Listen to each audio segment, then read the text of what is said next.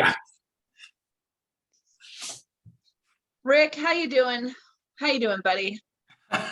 It's Tuesday, right?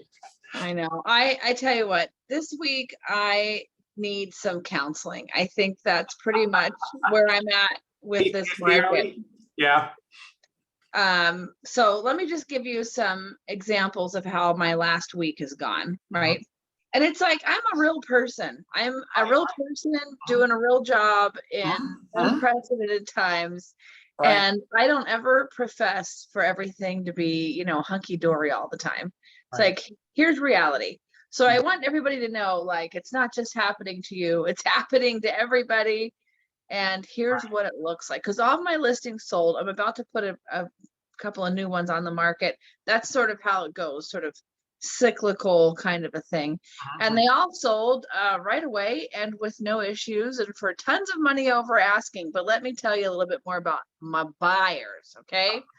So here's how things have gone from last week to today. That's where it gets kind of dicey, I know.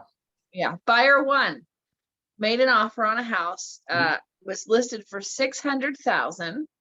We offered 750 with a big, huge down payment and no loan contingency, no appraisal contingency, and 7 days for everything else, which is really good because the contract says 17 days for inspection.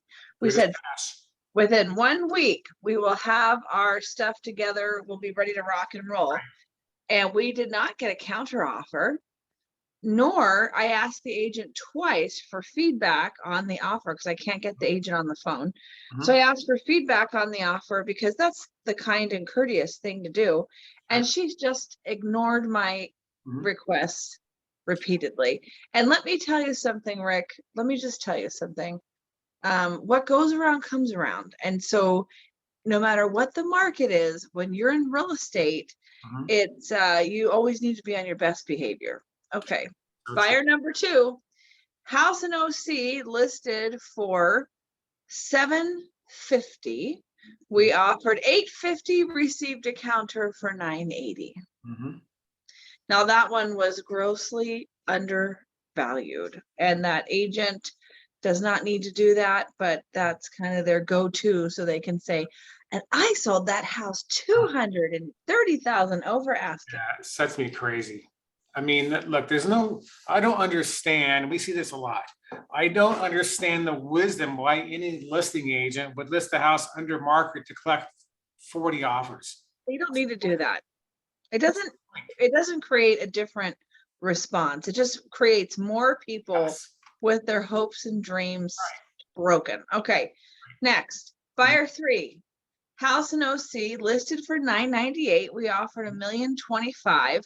We were the winning offer price, but the seller chose an offer with a 50% down payment, which is quite a bit, and 0 contingencies, not one, not even an inspection. Well, Rick, I am just not ready to drink that Kool-Aid. Buyers have got to have an inspection. And honestly, as a seller, as a seller's agent, you should also insist that the buyer has an inspection or has ample time to do so. Trust and believe me, that is a good idea. And the last one for the last 7 days, the house was listed for 850 in Fullerton, which it's priced appropriately. And I just called the agent, and an agent that was kind enough to answer the phone and talk to me like a human. And I asked her how things were going, and she said, Megan, because our offer was listed for 850, we offered like 880 because it was priced well. She said, Megan, I have an offer 100,000 over your offer. 100,000. The buyers right now are crying. I mean, like, what in the hell are they supposed to do? Okay. So we did everything we could. I mean, money doesn't grow on trees for us. So, and then I thought, well, this is super ridiculous. How sustainable is this as far as affordability and that sort of thing? And I feel like that's going to be the real real, I mean, I'm not like a rocket scientist here, but think about it. So I went online and I started to try to figure out, I asked a friend of mine, Logan, he works at Housing Wire and he's an analyst. And so I said, hey, Logan, where can I find the stats on what is the average house payment right now? And so I started doing some research, and it said, this is an article in Realtor.com magazine that just came out today. And it said that the monthly mortgage payment rose 22% in the last year over years, actually, from December 2020 to December 2021, that the house payment went up 22.5%, but the income for a family buying that house went up just 4.5%. Now that's national, okay? Right. Then I thought, well, let me take a better look at this, because national, there's a lot of wild cards in that. So then I went to the California Association of Realtors website, where Logan said I could find the latest stats. Okay, so here's the latest stats for Orange County, ending the quarter in September 2021, because it takes a while to process all this data. It said that in Orange County, the median sales price was $1,097,000. So that sounds about right. The median income was $95,000, which you have to make a lot more than that, I think, to buy Right. a $1 million house. But it said the median down payment was $219,000. It's high. And the annual payments are on average for that $1,097,000 house, the annual payments are $59,000. It's about right. I do this a lot, by the way, as you know, and we're all in the same boat with all these offers, and I'm involved in all these offers and then some. And gosh, there's so much we can say about that, right? But I would say that I'm doing a lot of loans right now where the monthly payment is roughly in the 4,000, 4,200 range to up to about 5,000 to 5,500 a month. When I say that payment, that's all in, taxes, insurance, everything all in, not just the mortgage. But that's kind of common these days. When we go into the condo market, those are typically going to be right around 33, 34, 3,500 a month, depending upon the transaction. So that's kind of a typical market right now in terms of a buyer profile. With respect to how much of that income is spending on their, or how much of that they're spending against their income, for the most part, buyers right now, as I'm seeing across my desk, is they're about right around the 40% of their gross income is going toward housing payment. Some are less. That's pretty rare. I might get a few in the 35, 38 range, but I would say that for the most part, they're going to be right around 40, 42, 43% on the payment side. And they're honestly, it's like you're doing this to yourself, people, because like on this Fullerton house that I just got off the phone with a nice agent, this agent, the house was listed for $850. And she said, Megan, honestly, I thought that would sell 910, 920 because the market's crazy. Right. And our offer was like 880 or something. And then they received an offer for 980. And I gotta tell you, to your point earlier, that cannot be sustained. It's impossible. I mean, maybe for a short period of time, as we both attest, that is not a long-term trend. It cannot be.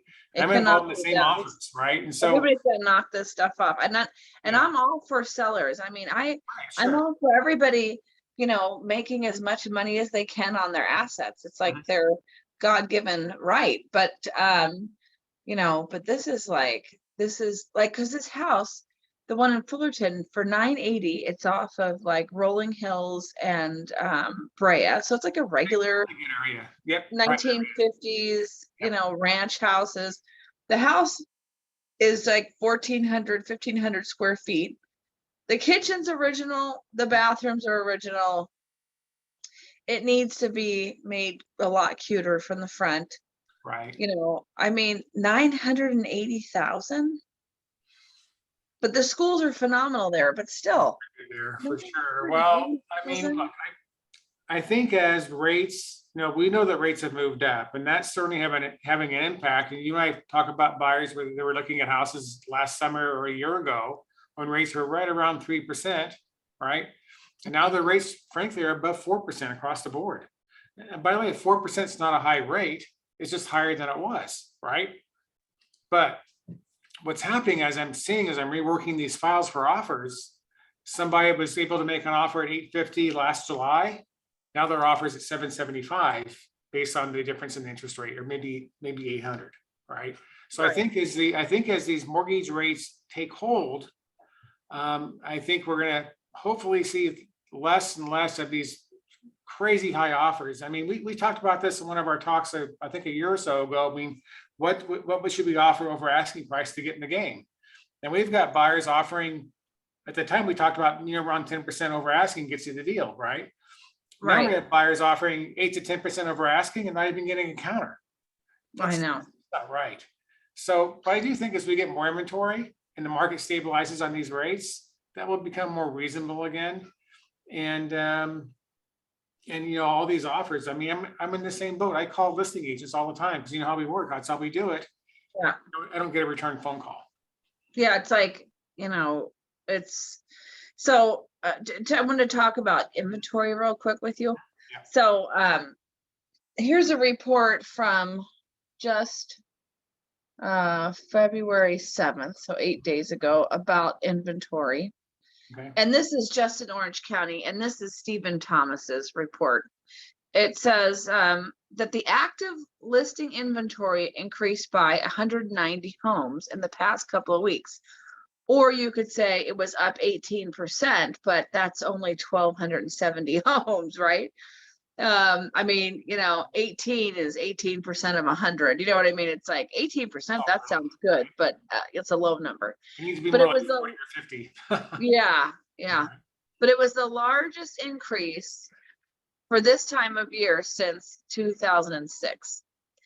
That's good. Even with the rise, the current level is by far the lowest level for a February start.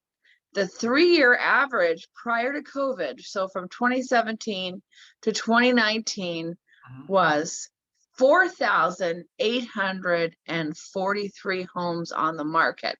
Versus That's 1275 now. Yeah, that's extra 3,573 homes, or 281%, nearly quadruple the amount of homes for sale as compared to today. Mhm. So we if the rates continue to rise, demand will, I don't think it'll ebb, but maybe people won't be offering so much. I don't know. But with this little amount of homes for sale, I mean, we'd have to have about 3,500 homes come onto the market Right. in order to be like sustainable, really. You know what I mean?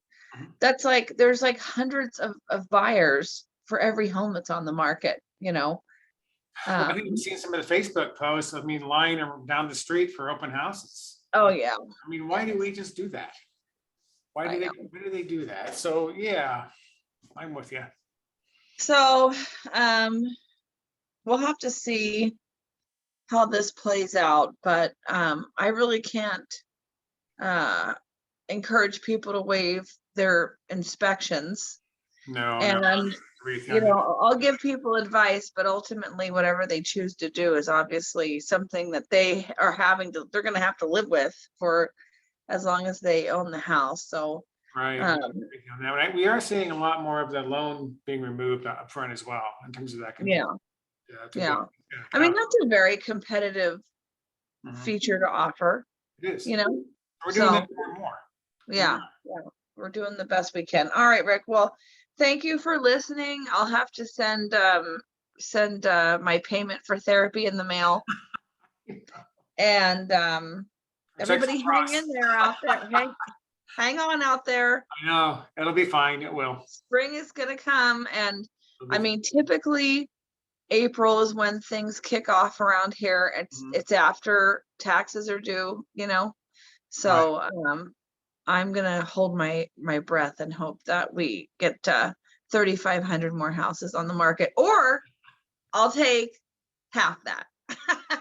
Wherever it takes to get some people into some homes, that's for Oh sure. my gosh. All right, Rick. Thank you for Awesome. your time. Have a Thank good you. day. Hang in there, Too. and we'll do this again next week. Awesome. I'm with the fun. See you, Megan. Bye.